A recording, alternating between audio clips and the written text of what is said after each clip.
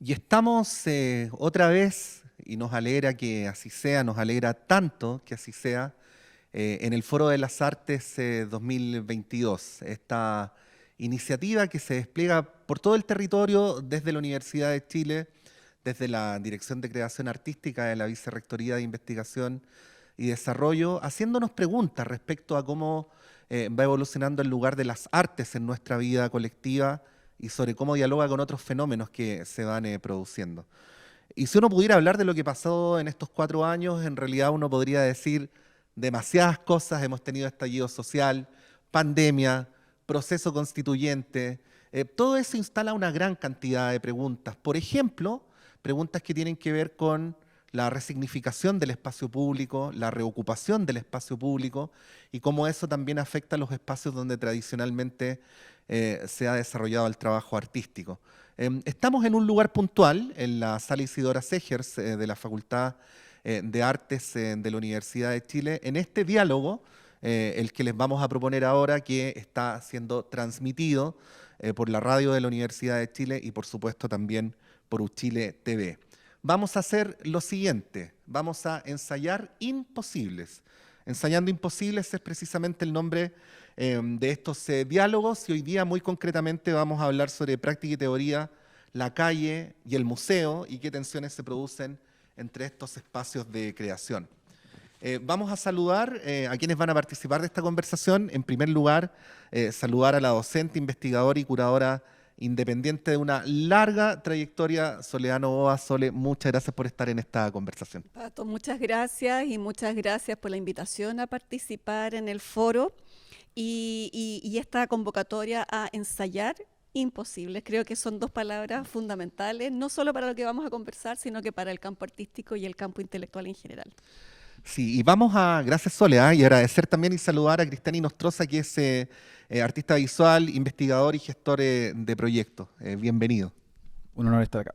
Muchas gracias. Sí. Bueno, quiero partir pidiéndoles que se imaginen la siguiente figura. Las semanas posteriores al estallido social, donde para hablar solo del entorno de la Plaza Italia, uno se encontraba con que prácticamente todas las murallas hablaban, ¿no? Y había consignas políticas, pero también había manifestaciones que uno podría situar dentro del ámbito de la poesía, dentro del ámbito de la resignificación de los discursos y de los relatos, y por supuesto también de las artes plásticas, ¿no? Y era un momento en el cual, además, el entorno de espacios museísticos tradicionales, como el Museo de Bellas Artes, estaban llenos de personas, y ahí se instalaban preguntas respecto a qué se hace, ¿no? ¿Cuál es el lugar del arte? Bueno, esto se los pongo como una imagen inicial nomás, porque como decíamos en la introducción, han pasado demasiadas cosas en estos 4 años, ¿no? Pero si pudiéramos hacer dialogar este tránsito tan vertiginoso que ha tenido el país con el derrotero de las artes en general, que forman parte también de nuestro país, ¿qué ideas así primarias podríamos decir? Sole. Yo creo que hay una cuestión bien importante que a mí siempre me ha movido y es entender que el arte es parte de la sociedad. Ujú. Muchas veces se tiende como a hablar de algo separado, ¿no? Entonces, cómo el arte se vincula con la sociedad, cómo el arte se vincula con lo político, cómo el arte se vincula con... El arte es parte de las prácticas artísticas. Y yo creo que todo lo que ha pasado en el último tiempo, bueno, lo que ha pasado desde hace bastante tiempo en realidad, y miro a Cristian porque estamos ahí trabajando un proyecto muy bonito, Exacto. Sí. eh, dan cuenta de ello, ¿no? Y bueno, y si uno mira la historia del arte también ha sido así. Yo creo que es súper importante ver cómo sujetos y sujetas sociales digamos, ponemos en ejercicio las prácticas artísticas, ¿no? Y de alguna manera como eso, y esa es como la aspiración, la sociedad lo va reconociendo como parte Ujú. suyo, ¿no? Yo creo que por ahí va un poco esa figura que señalabas tú, el lugar de la pregunta, el lugar de la interrogación, el lugar del ensayo, el lugar del error, el lugar de lo posible y lo imposible, Ujú. que debiera ser parte de nuestro cotidiano, ¿no? Sí.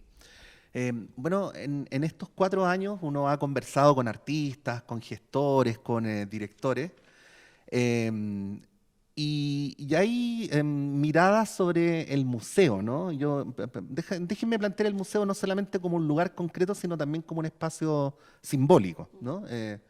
Una manera de entender todas estas expresiones que vimos en las calles es el museo como un lugar simbólico y concreto asediado, ¿no? Asediado por el lumpen, por las manifestaciones, por las protestas, por los rayados, en fin. Pero hay otra manera de entenderlo como un arte que rebasa al museo, ¿no? Que de alguna manera se despliega por el espacio público también. Ahora, eso obviamente pone en cuestión el lugar tradicional de los artistas, incluso la definición de qué entendemos por artistas, cuando en muchos casos había expresiones artísticas que uno podría juzgar como apócrifas, ¿no? Como anónimas. Entre esos dos viajes, ¿qué podríamos decir? ¿Qué reflexión surge?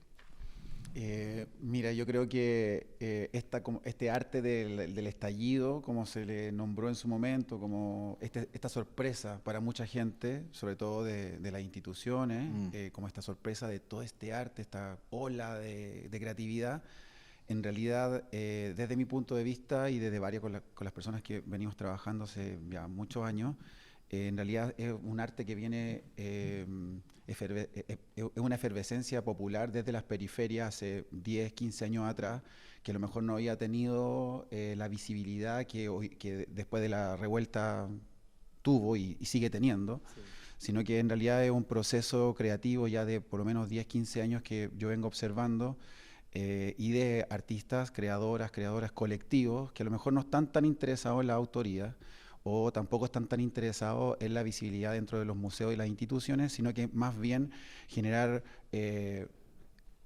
volver a este tejido social descompuesto, volver a componerlo desde la creatividad, desde el arte, desde las expresiones comunes.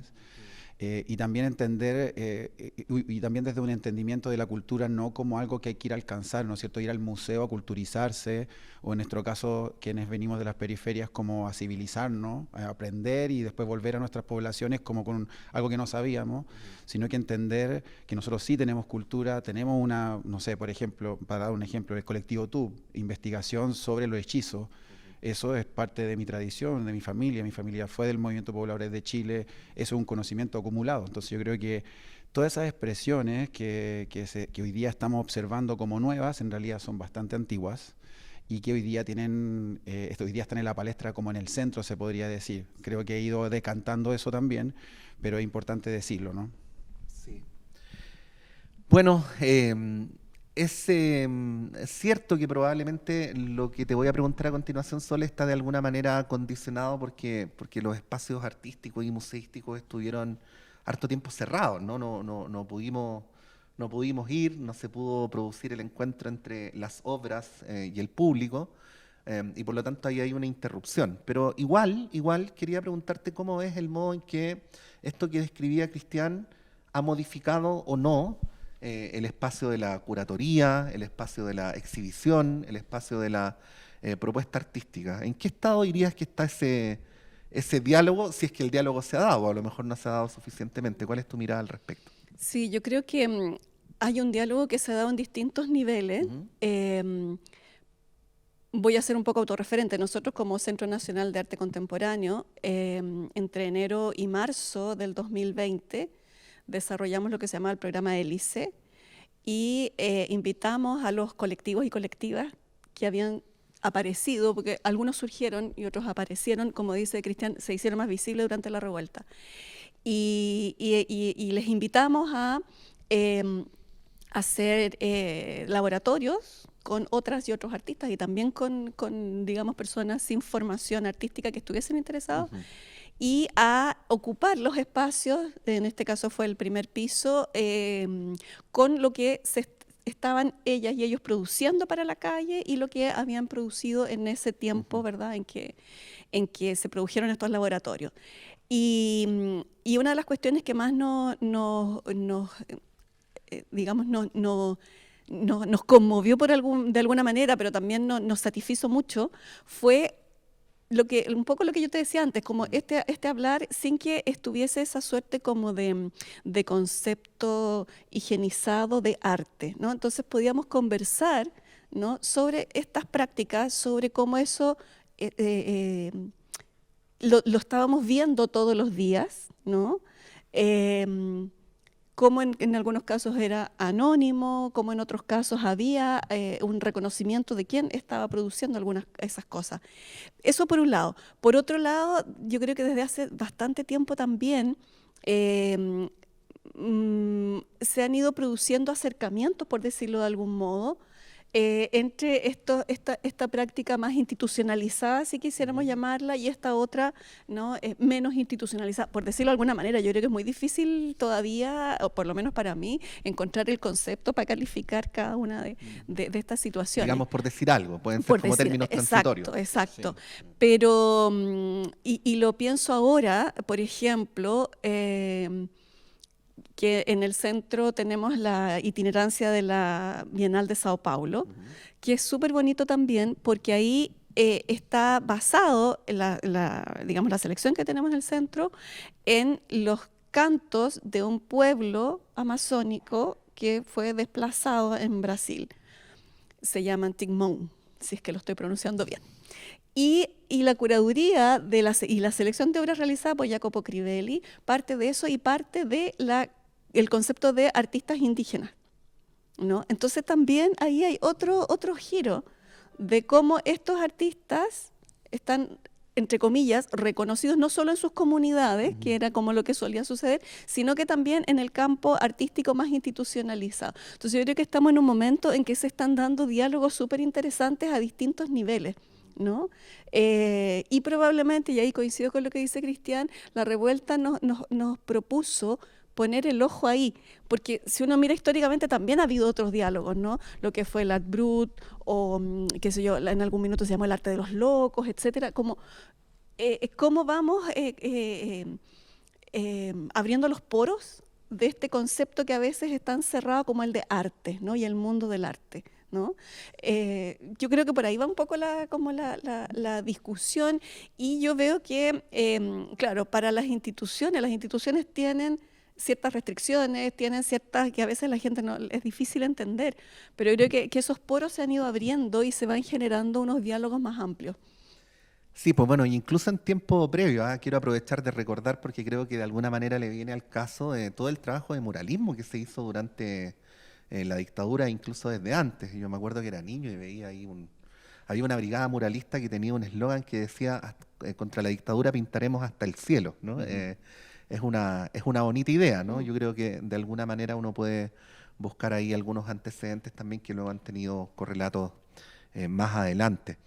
Eh, Quería preguntarles cómo ven que esto también ha resignificado el tema territorial, porque si tenemos un problema en general en el país que es esta idea de que Santiago es Chile, tenemos todavía un problema mucho peor con los espacios artísticos en general, ¿no? O sea, la concentración de museos, de salas de teatro, de librería.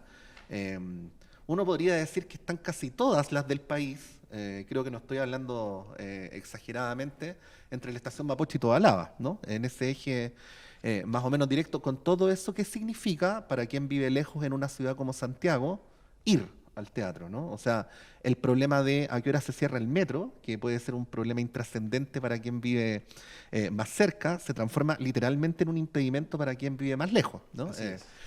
Pero bueno, ya que estamos hablando de la resignificación del espacio público, puede ser que la revuelta o lo que ha pasado en estos años también nos haga preguntas respecto a esta ocupación del territorio, ¿no? O a esta concentración del territorio. Y ya que hablabas, Cristian, de estos colectivos, estos grupos que provienen de distintos lugares donde, voy a decirlo así de una manera caricaturesca, oficialmente no hay expresiones artísticas tan validadas, ¿no? Institucionalmente, probablemente ahí puede haber tensiones interesantes también, ¿no? ¿Cuál es tu mirada al respecto? Con lo que comentabas del muralismo, me acordé de una anécdota. Cuando yo era chico, iba a bañarme a la piscina municipal de La Granja. Claro. Y siempre nos apoyábamos en un muro que veía ahí. Santa Rosa con Américo Vespucio. Exacto, Sí. Metro Santa Rosa, sí. Cuando no había metro. Claro, cuando no había. Y nada, era una municipalidad, fin. Ahora hay un gran espacio Mata, hermoso, un gran espacio de cultura y arte. Y nosotros siempre nos apoyamos en un muro que iba cambiando con los años, no sé, esa típica como máscara feliz, máscara triste, de teatro, como unos pinceles, como expresiones de la cultura. De repente era un rayado X o a veces solo un color. Entonces nosotros nos apoyamos como niños en ese lugar y pasó el tiempo y nos dimos cuenta que debajo de todas esas capas de pintura, entre mis manos de niño, estaba el mural del primer gol del pueblo chileno de Mata con la brigada Ramona Parra. Entonces, esta anécdota la traigo a colación porque creo que es lo que se nos ha negado a las personas que venimos de las periferias. Y nada, como que la cultura siempre nosotros tenemos que ir a buscarla a los centros. Y creo que nada, con esta reflexión, varios de nosotros hemos tratado de organizarnos para generar acciones que tengan la contundencia suficiente para poder llamar a nuestra gente a visitar y ver lo que nosotros mismos producimos. Entonces en eso apareció el Festival Periférica, que junto a mi compañera Roery Herrera, amiga, compañera de varias luchas del movimiento estudiantil, donde bueno, con Soledad estamos preparando una exposición prontamente en el Centro Nacional de Arte Contemporáneo. Nada, levantamos esto de la periférica y terminamos haciendo una exposición con características bienalescas, 51, alrededor de 51 artistas y colectivos, en el ex juzgado de Pudahuel, donde tú puedes entrar y puedes ver las celdas de los presos, las oficinas, los lugares donde se juzgaba a la gente, llena de arte contemporáneo, de artes visuales, pintura, esculturas, instalaciones. Entonces, poder resignificar estos espacios, abrirlo a las comunidades y al mismo tiempo hacer de que la arquitectura vibre con las obras y las obras vibren también con el espacio en el que se exhiben, creo que es una oportunidad única de devolver estos espacios que estaban cerrados. Por ejemplo, ese lugar estuvo 14 años abandonado y de repente era un espacio de exhibición. Y no digamos que que fue poca gente. Teníamos flujo de gente todos los días, o por lo menos los días, y sobre todo los fines de semana, lleno de gente y mucha gente interesada, los mismos colectivos de arte, incluso, no sé, un club de tango, o un grupo no sé, de baile pascuense, se acercaban para decir, oye, nos gustaría participar de este lugar, está increíble, habla de nuestra historia, habla de nuestra historia, de nuestros relatos. Siempre el arte, o sea, bueno, un tipo de arte habla de estas grandes historias, incluso de este arte universal, que en realidad es el arte de Occidente, pero no estos microrelatos, los relatos de nuestras familias, o también los materiales que nosotros ocupamos, que son materiales comunes y corrientes. Entonces, yo creo que la distancia también que la gente que va a los museos, a las galerías, la distancia que ve entre un fierro doblado sin entender ni siquiera el texto que está escrito en el muro para poder explicar ese fierro doblado. La gente entra, ve su historia, ve la historia de su familia, de sus abuelos, se generan conversaciones, se recomponen historias. Una persona está viendo, no sé, una cacerola golpeada, o está viendo, no sé, una obra de Camila Ramírez, estas como herramientas colectivas. No sé, un maestro de la construcción seguramente va a tener una reflexión importante de eso, a diferencia del fierro doblado. Entonces, yo creo que ahí hay un tema que tiene que ver como hablar desde nuestros relatos. La gente quiere conocer más sobre su propia historia, sobre todo en Chile, donde tenemos un problema de borroneo histórico importante. Entender también el arte contemporáneo, pienso yo, como un cuestionamiento al concepto que tenemos de tiempo, como esta línea de tiempo progresiva. Nuestros antepasados, nuestras familias que emigraron del campo a la ciudad, toda esta historia que no está tan investigada, entendían el tiempo de forma espiralesca, circular, y también pienso como este arte que interpela la historia oficial, que genera visibilidad a estas historias más periféricas. Sole, ¿qué podrías decir sobre este punto? Sí, yo creo que ahí hay hartos matices que señala Cristiana, que me parece que es súper interesante, ¿no? Y retomando un poco lo que decías tú del territorio. Ayer fui a La Vega a ver una obra del artista Claudia Vázquez, que está instalada en el exterior de La Vega, que es una frase que es característica de La Vega y que ella hizo una investigación que viene desde principios del siglo XX, que es: después de Dios está La Vega. Y bueno, y y un poco lo que decía Cristian, ¿verdad? Cuando tú abres el exjuzgado e instalas ahí, se produce un fluir de energías, de comunicación, de reflexiones, etcétera. Cuando un artista instala una pieza en el espacio público, y hablábamos harto, pues estábamos con otra artista grande que trabaja espacio público, que es Ángela Ramírez, hablábamos mucho de eso, ¿no? O sea, cuando tú pones una obra en el espacio público, ¿qué pasa? Desde qué pasa si se cae una letra, tenemos seguro o no tenemos seguro, cosas súper prácticas, a cómo el entorno está mirando o reflexionando o cuestionando o criticando aquello, ¿no?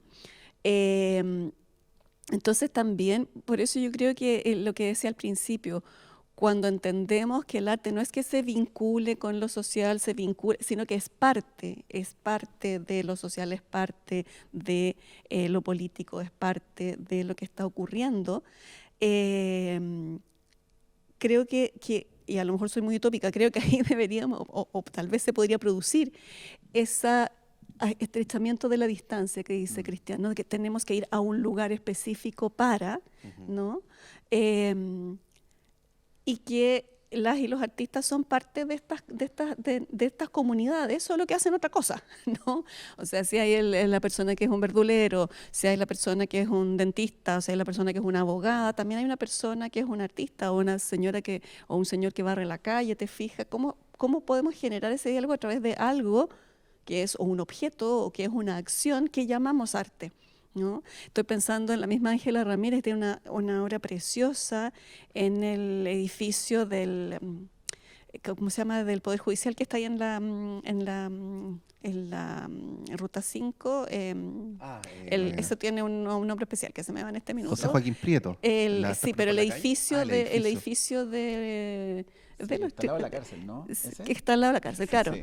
Y ahí hay una obra preciosa, sí, por lo menos pero todos los saltillos. que es enorme, que tiene un espejo de agua al centro. Sí. Y la Ángela lo que hizo fue trasladar la fachada del edificio de los tribunales de compañía en fibra de vidrio a ese espejo de agua. Y es súper bonito porque me decía que cuando estaba trabajando en eso, se le acercó un señor que aparentemente estaba siendo juzgado en ese momento y le empezó a hablar de la obra.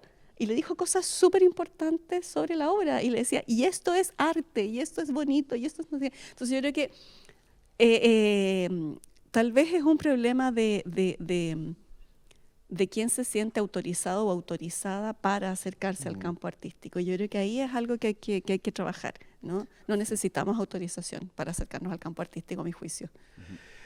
Bueno, estamos conversando en este Foro de las Artes 2022, dialogando imposibles con Soledad Novoa y con Cristian Inostroza, y haciéndonos preguntas respecto a fenómenos que igual sospecho que están en desarrollo. Por lo tanto, quizás una de las cosas bonitas que uno podría decir de esto que estamos conversando hoy día es que incluso lo que estamos conversando está en borrador, ¿no? Que probablemente el futuro va a matizar o nos va a dar nuevos elementos respecto a lo que estamos conversando. Bueno, hablábamos de cómo el arte sale de los espacios tradicionales, de cómo los sujetos artísticos pueden ser otros también, ¿no?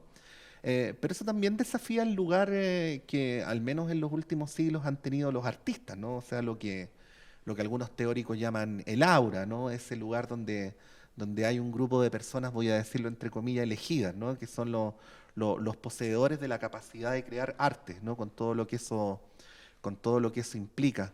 ¿Qué decir sobre cómo estos tiempos desafían, tensionan, preguntan, no solamente sobre el arte, sino sobre las personas que tradicionalmente han estado en ese lugar especial? Lo voy a decir de esa manera como para no decir algo más específico.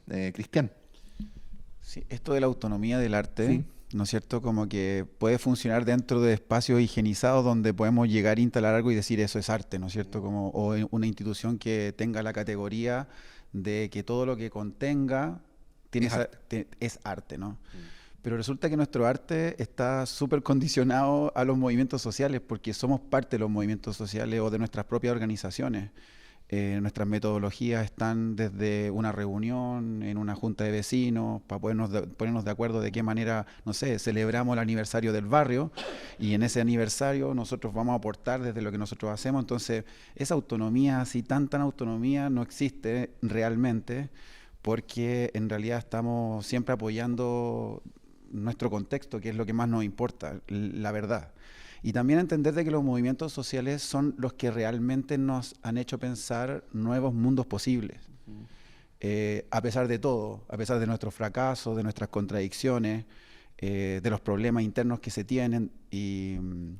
Pero nada, como que siempre estamos como tratando de apoyar esos procesos y ahí se generan como, se genera una potencia, ¿no es cierto? Como hace un tiempo yo hablaba más como de que nosotros los artistas o los colectivos de arte éramos como una retaguardia de los movimientos y en las mismas reuniones me decían, no, pues si tú eres somos vecinos, tú eres parte de esto, tú no eres retaguardia de nada, ni nosotros somos vanguardia o ustedes vanguardia, como que esa era un problema intelectual en realidad. Entonces, en esas propias discusiones nosotros hemos llegado, no sé, pienso a una conclusión de que somos una herramienta, como varias otras herramientas. Hay gente que se dedica, no sé, a ir a negociar con el poder, otras personas se dedican a hacer lienzos, otras personas se dedican a nada, la vecina va con su cuaderno Colón y su lápiz Bic casa por casa preguntando algo que se necesita para la organización.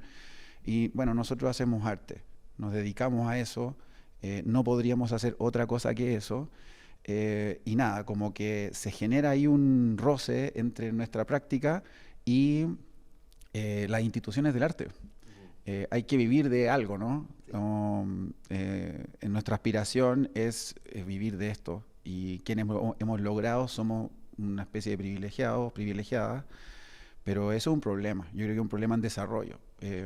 Por ejemplo, en la periférica, nada, tenemos artistas que, no sé, Paula Baeza Pailamilla, Bala Berninale, no sé, el colectivo Catrileo Carrión en Estados Unidos haciendo sus proyectos, ahora están en Toronto, en Canadá, generando, y así, como distinta gente que, nada, está haciendo cosas grandes, desde relatos muy sensibles, muy pequeños, historias muy escondidas que hoy día se están develando. Yo creo que las instituciones están, por ejemplo, con Soledad, que estamos trabajando juntos, y con varias personas que tienen larga data, harto trabajo en las instituciones. Nada, necesitamos más de esa gente que pueda como leer esos procesos y poder visibilizarlos, amplificarlos y darnos trabajo, que creo que eso es muy importante, porque esto es un trabajo como cualquier otro y yo creo que es un problema, que tiene que ver con un problema de clase. Y yo creo que hay que decirlo con todas sus letras. ¿En qué sentido? En el sentido de que las y los artistas que vienen de clases acomodadas tienen un proceso de trabajo súper diferente al nuestro. Admiro a muchos artistas y colectivos que vienen de esas clases acomodadas, pero nosotros estamos con una misión que tiene que ver con nuestros antepasados, que tiene que ver con visibilizar nuestra historia. Además, nosotros trabajamos con lo que tenemos a la mano. Entonces, yo creo que ahí empieza como a configurarse un modo de hacer que creo que ha ido abriendo camino en este mundo del arte contemporáneo que, hay que decirlo también, es bastante elitista y endogámico. Entonces, nada, yo creo que estamos ahí en una especie de roce, que en ese roce existen problemas, conflictos, pero también existe un conocimiento que aparece ahí, ¿no es cierto? Como de poder generar estos diálogos, estas colaboraciones. Nada, me parece un proceso súper interesante, que es problemático, pero al mismo tiempo también ha ido generando nuevo conocimiento, que creo que para eso estamos, ¿no? Bueno, ya que estamos en esto, hablemos de ciudades y arte. No sé si se acuerdan, o probablemente se acuerdan, que hace 25 años, 20 años, aprox, empezaron todas estas grandes políticas públicas de construcción de autopistas, ¿no? En ciudades como Santiago, y ahí había algunos urbanistas que criticaban esta idea de ciudades para automovilistas, ¿no? Y en algún momento se empiezan a producir movilizaciones sociales masivas, como por ejemplo la del 2011, cuando volvimos a ver esas marchas multitudinarias por la Alameda que no se habían visto en mucho tiempo, ¿no? De hecho, yo mismo cuando digo vuelvo a ver, lo digo retóricamente porque yo no lo había visto nunca, ¿no? Y alguien dijo por ahí una idea muy interesante, que era que cuando Salvador Allende había hablado en el Palacio de la Moneda el 11 de septiembre, y había dicho que iban a volver a abrirse las grandes alamedas por donde pase el hombre libre, había hecho alusión a la memoria colectiva de que en algún momento esa alameda había sido un paseo peatonal, ¿no? Y decía, esta era lo interesante de la idea, de que probablemente esta pulsión por marchar por la alameda, que siempre ha sido una disputa política, de alguna manera nos vincula inconscientemente con esa experiencia de nuestros antepasados que ocupaban ese espacio caminando, ¿no? Entonces, claro, en ese momento la ciudad deja de ser un espacio operativo, meramente operativo, y vuelve a ser un espacio político, ¿no? Entre comillas. A propósito de lo que estamos hablando, me gustaría preguntarles cómo ven esta idea de que la ciudad sea también un espacio estético, ¿no? Que cuando nos desplazamos por la ciudad no solamente nos desplacemos para hacer algo concreto, sino también como si uno fuera un espectador de una experiencia artística, ¿no? Probablemente si lo comparamos con estas ciudades que parecen museos, estamos muy, muy lejos de eso, pero lo que realmente importa es nuestro propio tránsito, ¿no? ¿Cómo ves eso, Sole? Sí, bueno, yo creo que parte por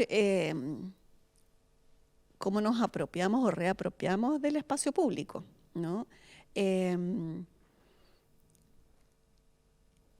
Y cómo nos apropiamos porque somos parte de él finalmente, ¿no? Y esto, se me vienen muchas cosas a la cabeza a propósito de tu reflexión, desde el acoso callejero, ¿no? Desde que, bueno, como mujer, de pronto andar en la noche en una zona más oscura o no tan habitada, ¿te fijas? O cuáles son los códigos o los límites de qué es lo que podría o no podría hacer, ¿no? Entonces, claro, cómo ese espacio público también pasa a ser parte de mi habitar cotidiano y por lo tanto, todas esas dimensiones, ¿no? La política, la estética, son parte también de ese habitar cotidiano, ¿no? Hay todo un tema que se ha instalado además con la discusión, por ejemplo, sobre los monumentos, ¿no? Que en algún momento se supone que lo que veíamos de arte en las calles eran los monumentos, ¿no?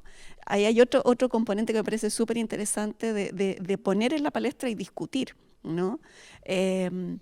Bueno, es bien increíble esto, por ejemplo, de que mucha gente no sabía quién había sido el general Baquedano hasta el estallido social, ¿no? Entonces, bueno, hay mucha gente se entera y se vuelve a instalar la pregunta respecto a por qué esa estatua está ahí, de qué manera interpreta el presente subjetivo de un país y así sucesivamente. Y yo creo que es súper interesante para todo eso, de qué manera interpela el presente, porque esa estatua ahí, esa escultura ahí, ese monumento ahí, tuvo un presente que le dio sentido, ¿no? Pero eso se quedó congelado en el tiempo y ese sentido como que pareciera ser que era de una vez y para siempre. Entonces también me parece súper interesante en esa idea de cómo hacemos cómo vemos esta presencia estética en el espacio público, también ir cuestionándonos de nuestro presente, y el presente va cambiando momento a momento, una obviedad de lo que estoy diciendo, sí. Pero cuando se queda congelado en el tiempo a partir de cosas como los monumentos, o en fin, estoy pensando en la arquitectura, cuántos edificios maravillosos se han demolido en el centro de Santiago porque no fueron repensados, ¿no? Porque simplemente se los botó y bueno, y se levantó otra cosa encima, que puede parecer contradictorio con lo que estaba diciendo de que cada presente es su momento, pero también ese presente tiene que ver con la historia, ¿no? Nos vamos construyendo nuestro presente a partir también de la historia, lo que decía Cristian, sí. De manera súper bonita bueno, cuando mi familia también, cuando nuestras familias vinieron del campo a la ciudad, y ahí se va construyendo esta historia y que de alguna manera lo que ustedes estaban haciendo, periferia o qué sé yo, va dando cuenta de eso, o el discurso de Allende, ¿no? De cómo tenemos instalado en el ADN de que la Alameda es para caminar, para marchar. Entonces, creo que hay hartas dimensiones que tienen que ver, por un lado, con el reconocerse, con el apreciar y apreciarse, y estoy hablando del apreciar no solo la percepción, sino que el apreciarnos desde lo que es entrañable para nosotras y nosotros. Ahora, yo creo que un espacio público con esa dimensión estética es absolutamente posible, ¿no? Sí. Y cómo trabajamos para ello, cómo vamos instalando aquello, ¿no? Sí, Cristian. disculpa. Sí, No, adelante, por quería favor. quería solo decir que, claro, como que el problema del reconocimiento, de reconocerse en esa ciudad que se supone que es tuya, pero cuando caminas por la calle y ves a estos grandes próceres de una clase, de un poder, que no sabes quiénes son estas representaciones, ¿no es cierto?, de los vencedores, como, no sé, dicen por ahí. Cuando el movimiento estudiantil sale a la calle y empiezan a ver cientos y ya después miles de personas caminando en una marcha, ¿no es cierto?, resignificando la protesta. Ya la protesta no era como la gente resistió la dictadura no sé, lienzos, pancartas, gritos y esta marcha, ¿no es cierto?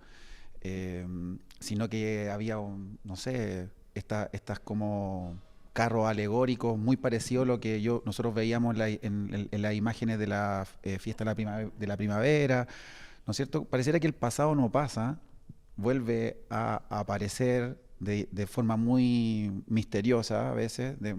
No sé, Chile no tiene un carnaval, por ejemplo, como otros países de Latinoamérica, donde puede canalizar esa pulsión del festejo y dentro de nuestro contexto social, pareciera que el carnaval apareció en la marcha, en la protesta. Entonces había gente bailando mientras estaba endeudada. Era un poco como súper contradictorio, como ver gente celebrando, pero en realidad estamos protestando porque nuestros derechos no están cubiertos, con la consigna en ese tiempo de la educación pública gratuita y de calidad.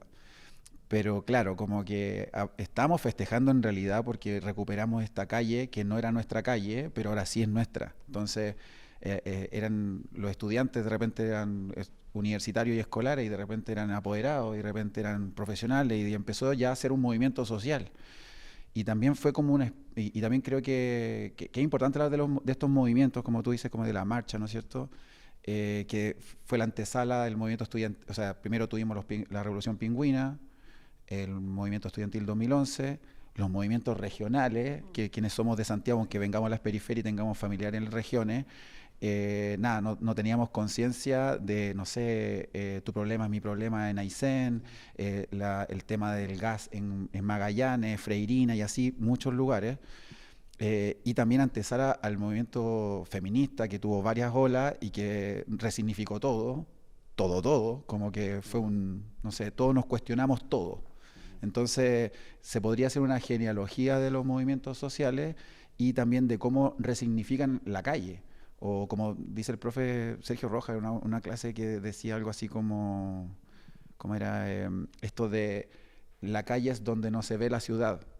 Como que yo voy caminando por la calle y puedo ver en una ventana, en un visillo, una familia tomando once, compartiendo o discutiendo.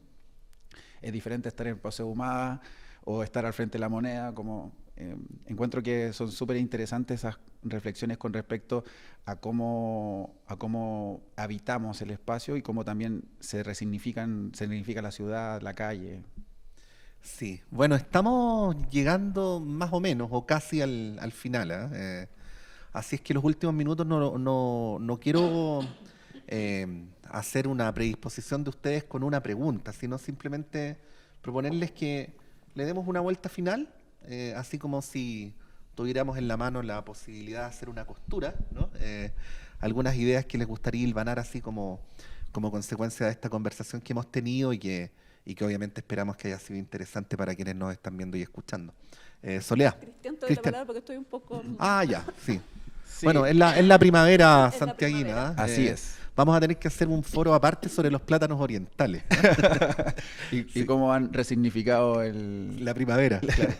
Sí, a mí, ya que estamos en la universidad y también en en una de las instituciones más importantes del país, yo creo que creo que es momento, sobre todo en este contexto de disputa cultural, hay que entenderlo, estamos en un momento donde hay polarización, hay discusión, estamos en un proceso constituyente súper complejo, etcétera. Que yo creo que desde donde nosotros trabajamos, creo que es importante levantar el concepto de cultura como manifestación de lo común. Ya no como las políticas públicas que han pasado desde la concertación o la derecha, ¿no es cierto?, de donde se ha hablado de la cultura como que hay que ir a alcanzarla, o lo que hizo la concertación, que fue como democratizar este acceso a esta cultura que está ahí, que en realidad es la cultura de Occidente, la cultura de los centros, y entender la cultura como manifestación de lo común, que es lo que creo que han hecho los movimientos sociales. Nosotros hacemos cultura, nosotros somos la cultura, lo que dice Soledad, como nosotros somos parte de esto, no es como que nosotros hay una diferencia, sino que somos parte de eso. Y hay una misión hoy día súper importante dentro del Ministerio de las Culturas con respecto a los puntos de cultura, que creo que es una política pública que bueno que se implemente, y de ver de qué manera nosotros podemos apoyar ese proceso, no de manera representativa o testimonial, sino que realmente se pueda como identificar estos puntos y desde ahí poder generar estas políticas públicas desde lo común. Sí, creo que es súper importante hoy día también como aportar a la cultura viva comunitaria. Y sé que los recursos son limitados, de repente los artistas profesionales se nos va a hacer mella, sobre todo con la concursabilidad que hoy día con respecto a los fondar o las políticas públicas o las leyes que van en beneficio de difusión del arte profesional, que creo que no, yo creo que el foco debe estar en la cultura viva comunitaria y en los puntos de cultura. Creo que deberíamos como concentrarnos sobre todo en este proceso en poner nuestra energía ahí, en esos espacios que han estado abandonados durante mucho tiempo y donde se generan nuevas posibilidades. Lo que te hablaba de la periférica. O sea, no sé, he tratado de estudiar lo que más he podido y no he encontrado ningún caso en el que tenga este carácter, ¿no es cierto?, y no son artistas desconocidos, sino que son artistas varios que son muy conocidos, artistas emergentes que se juntan para generar una resignificación a gran escala de una arquitectura en la periferia, en Pudahuel. Como que creo que hay que ir aportando ese proceso lo más posible, como generar arte contemporáneo, arte de la visualidad, en el caso nuestro, en esos espacios que son nuestros territorios, y no solamente en los centros. Soledad Nova. Sí, yo quisiera complementar con Cristian, como también mirando, no sé si del otro lado, pero también creo que es importante, a mi juicio, porque además dirijo un espacio, esa libertad que yo decía, ¿no? De que las personas sientan que esos son espacios públicos, abiertos, para generar diálogo, ¿no? Para generar preguntas, para que nos interpelen y ser interpelados e interpeladas entre todos, ¿no? Y estoy hablando, bueno, no solo en el caso nuestro, que es el Centro Nacional de Arte Contemporáneo, pero también estoy hablando de espacios como más tradicionales, si se quiere, ¿no? Los museos, el Museo Nacional de Bellas Artes, el Museo de Arte Contemporáneo. Muchas veces me ha tocado escuchar, no, es que yo no entro ahí porque no sé si es para mí. Yo creo que también, por eso decía, como complementando lo que señala Cristian, me parece súper importante preguntarnos cómo logramos, porque esa es una cuestión también de historia biográfica, familiar de cada quien, cómo logramos sentir y hacer carne esa libertad de que yo tengo la libertad, el derecho, la posibilidad de entrar a cualquier espacio que me esté ofreciendo algún tipo de manifestación cultural o artística, ¿no? Yo creo que ese es un desafío súper importante. Bueno, como pueden ver, estamos viviendo un momento de la historia del país en que nos estamos haciendo grandes preguntas y el lugar de las artes ha sido desde siempre un lugar de preguntas. Así es que hemos tratado, no sé si de tener más preguntas o más respuestas, perdón, que las que teníamos al principio. Probablemente Soledad y Cristian nos quedamos con más preguntas que las que teníamos al principio, pero eso no necesariamente es malo, sino todo lo contrario. Agradecer a Soledad Novoa. Sole, muchas gracias por haber estado en el Foro de las Artes con los auditores de Radio Universidad de Chile y con los televidentes de Chile TV. No, muchas gracias y bueno, esta también es mi casa, estamos aquí en la Facultad de Arte, como decía Cristian, así que muy feliz de volver a verte, Pato, muy agradecida de esta invitación al foro. Y agradecer también a Cristian Inostroza. Cristian, muchas gracias por haber estado en este espacio de conversación. No, Pato, siempre un honor conversar contigo y estar en mi universidad, volver y poder conversar, dialogar. Oye, quiero aprovechar de decir antes de que cerremos el programa, lo quiero decir porque sí nomás. Estamos en la sala Isidora Segers de la Facultad de Artes de la Universidad de Chile, que queda a 2 cuadras del Metro Plaza de Armas, que es una sala hermosa. Estábamos hablando de eso, aparte de sus virtudes acústicas, de las butacas, de las cortinas, y a propósito de lo que decía Soledad, de que los espacios públicos estén abiertos para todo el mundo, bueno, este es un espacio que tiene permanentemente programación artística donde ustedes pueden venir saliendo del trabajo, si vienen a hacer algún trámite, en fin. Averigüen, Sala Isidora Segers, que es una maravilla, que es donde... Gloriosa nuestra sala. Gloriosa, que es donde estamos ahora. Para no dejar a nadie afuera, agradecer al final a todo el equipo del DICREA, a todo el equipo de la Sala Isidora Segers y de la Facultad de Artes, por supuesto, de Chile TV y de Radio Universidad de Chile. Nos encontramos próximamente y sigan participando de las actividades de este Foro de las Artes 2022.